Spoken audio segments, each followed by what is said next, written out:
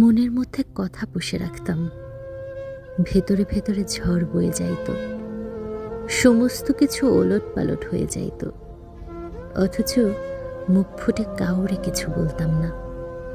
আমি ভাবতাম সবাই আমারে বুঝে ফেলবে, চোখের দিকে তাকালেই টের পাবে কি পরিপাটি করে বিষাদ লুকাইয়ে রাখি।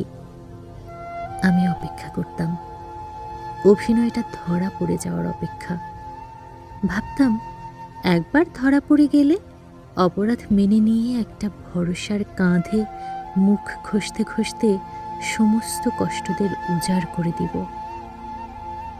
তারপর টের পাইলাম আমারে আসলে কেউ বোঝে নাই, আমার ভেতরটা কেউ কখনো পড়তে যায় নাই। আমার বুকের ভেতর নদী না সমুদ্র লুকানো, তাতে কারো কিচ্ছু যায় আসে না।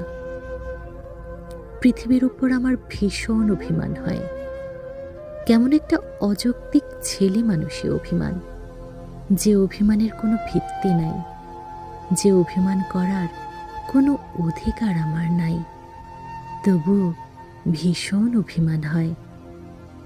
একদিন অভিমানটুকুও যত্ন করে লুকিয়ে ফেলব, বাদবাকি সমস্ত অনুভূতির মতো।